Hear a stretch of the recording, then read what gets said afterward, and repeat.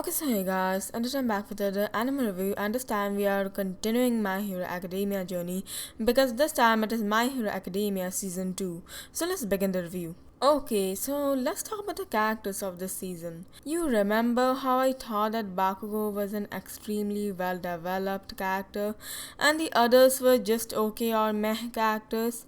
Well, now it's the other characters' turns to get some development, and now it's Bakugou's turn to become just an okay and at times annoying character, except near the end.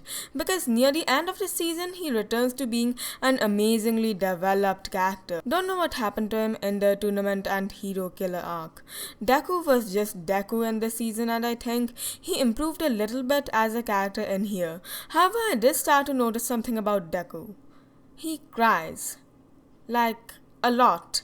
Yeah, the protagonist of the show being such a crybaby kinda annoys me. Season 1 really confused me on how and why Todoroki was so popular because he really didn't do much in there, but season 2 cleared all of my confusion. He gets a pretty nice backstory which cleverly explains why he just uses his ice powers, and we also got some awesome fights with him, some of which even had him activating his fire power. That half ice, half fire visual is just so cool, and I can't wait for more of that. All Might's laugh kinda started creeping me out by now because I don't know.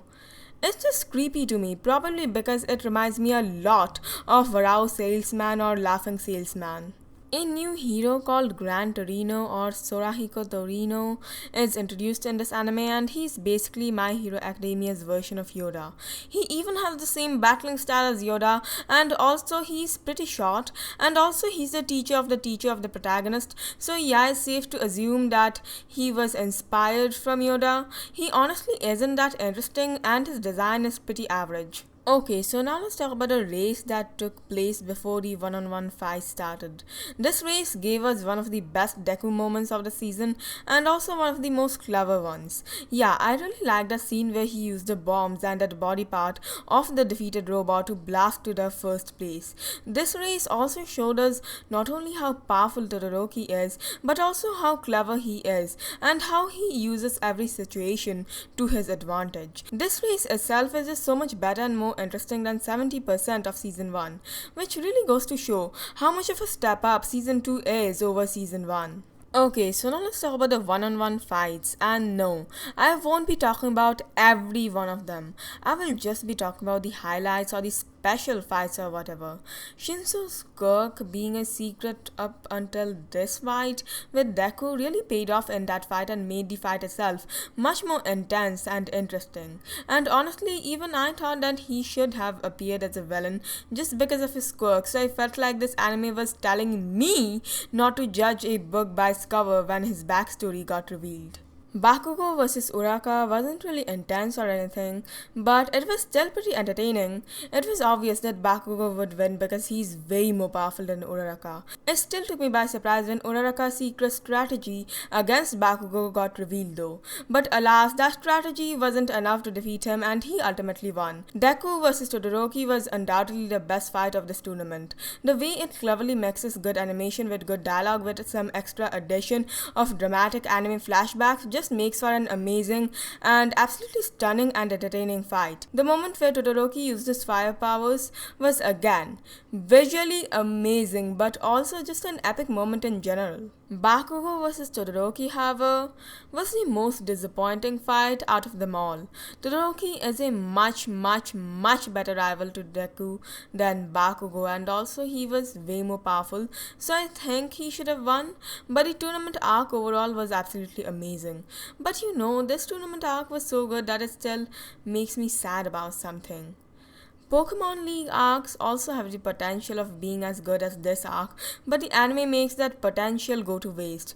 However, Pokemon XYZ and Sun and Moon's Pokemon Leagues were way better than the previous ones, so I guess it's a step up. Okay, so now let's talk about the hero killer arc. Ida's character is drastically improved in this arc, which I really didn't see coming. This anime didn't really focus a lot on Ida before, so it was surprising to see him getting some good backstory and all, and that was also all of a sudden. The hero killer himself is pretty boring, but he did give us some of the most intense scenes of the season, so that's great. He kinda reminds me of Bakugou for some reason. Probably because he was just as angry as Bakugou usually is near the end of that arc. Just when I thought that Bakugou had devolved into an average, always angry anime character, this anime brought me the Deku and Bakugou vs All Might fight. The character development has returned.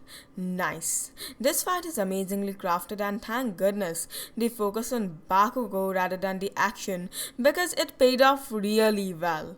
The ending of this fight was satisfying too, but the Bakugou moments were the highlight of it.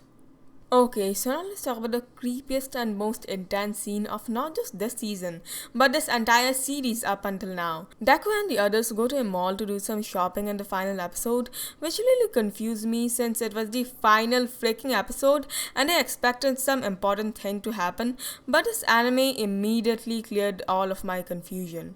Deku meets Tomura once again and gets captured by him, and we finally get to see a Tomura face reveal, and this face reveal truly was creepy AF. I think it's because of the red eyes. But how did the other people at the mall not notice that and do something about it?